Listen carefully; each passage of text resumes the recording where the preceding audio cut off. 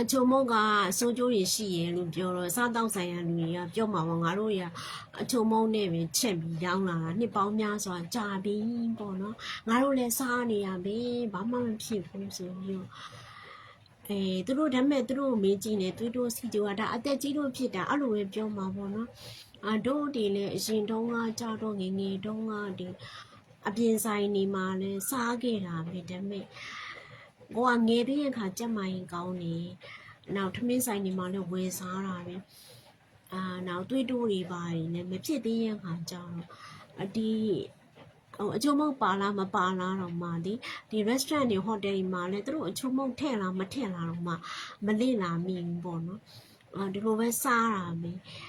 စားတဲ့ဒီ hot pot တွေပိုင်းလဲစားတယ်အဲ့တွေကကြတော့ဒီကိုကယောဂအခမ်းမရှိသေးသွေးတွေပိုင်းမတိုးသေးတဲ့ခါကြတော့ဘာမှတော့မဖြစ်ဘူးပေါ့နော်အခုထိလည်းအဖေဆိုရင်ဒီသူအပြင်ဆိုင်ကဟင်းနေဝယ်စားတယ်ဒါပေမဲ့သူ့မှာသွေးတိုးစီးကြုံအခမ်းမရှိတဲ့ကြောင့်အသက်က80ကျော်90ဆိုရင်သူဘာမှ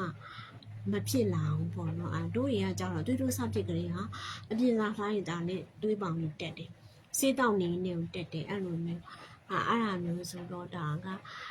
ဒီနောက်ပြီးတော့တချို့ကြီးလည်းရှိပါတယ်ဒီဒင်နာသွားစားတယ်ပြီးရမနေ့ကျတော့မူးလဲဟာလေသွေးပေါင်တွေတက်ပြီးတော့စီးကြိုတွေတက်ပြီးတော့အတော်ကြီးတောင်ဆိုရင်ဖုန်ကြီးစွန့်ကတ်တယ်သူကအချက်ပြုတ်ကလည်းကောင်းတယ်သူကိုယ်တိုင်ချက်တယ်မနေ့ကတော့အုံလုံးခောက်ဆွဲနေအာယုစွန့်ကတ်တယ်နေကင်းကြတော့ဓာန်ပေါက်ကိုကိုယ်တိုင်ချက်ပြီးတော့ကတဲ့ဒူးရင်တီးရအချို့ပွဲတွေပိုင်းပါတယ်နောက်ကျတော့ဖုန်ကြီးရတော့ငယ်လို့ဦးစင်းနေရတော့မသိဘူးပေါ့နော်ဘာမှတိတ်မဖြစ်သူကကြတော့စီးကြိုတွေတက်ပြီးတော့စေုံရောက်တာလဲနောက်ကြတဲ့အတွက်ကြောင့်သိသွားတယ်ပေါ့နော်အဲ့လိုမျိုးတွေရှိရင်ပေါ့အဲ့တော့အချုံမုံရောင်တဲ့သူတွေကကြတော့ကြိုက်မှာမဟုတ်အချုံမုံမကောင်းကြောင်းပြောတော့လေငယ်တော့ကြောက်ဘူးကတော့အချုံမုံကမှောင်ခိုဈေးကွက်ကဝင်တာတရားဝင်ခွင့်ပြုထားတာမဟုတ်ဘူးဈေးကွက်မှာနိ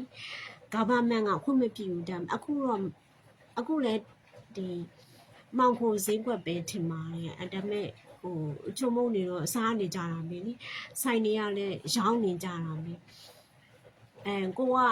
မတည့်ရင်ကိုမစားနဲ့ပေါ့အဲ့လိုပဲပြောကြမှာပေါ့နော်ဒါပေမဲ့တို့တွေကဖြစ်စေချင်တာတော့ဒီတနိုင်ငံလုံးကကင်ဆာတွေကလည်းတအားဖြစ်တယ်ဒီအော်တိုအီမြူတွေသွေးတိုးတွေစီးကျူတွေကလည်းတအားဖြစ်ကြရဲဆိုတော့အချုံမုံတော့ဆိုင်တွေကလည်းတချို့ဆိုင်တွေကအချုံမုံမသုံးလို့တော့စာကတ်ထားတယ်တကယ်မသုံးလားတော့မပြောတတ်ဘူးပေါ့နော်တကယ်မသုံးမဲနေနိုင်ကြရင်တော့ကောင်းတာဘာလို့ဆိုတော့အနောက်နိုင်ငံကြီးဆိုရင်သူတို့တွေကကျမကြီးလိုက်စားတယ်လေလုံးဝမသုံးတာဒါကလေဒီအာဆီယံနိုင်ငံတွေအရှေ့တောင်အာရှတွေမှာကြတော့တချို့တွေကကြတော့နဲ့စစ်မတိုက်ပဲဒီလိုမျိုးအစားအသောက်တွေနဲ့ဂျင်းထည့်တာပေါ့နော်ကျမကြီးထိခိုက်စေရဲ့အစားအသောက်တွေကိုတင်ပို့ပြီးတော့ export လုပ်ပြီးတော့နိုင်ငံတစ်ခုကိုတိုက်ခိုက်တာမျိုးတွေရှိတယ်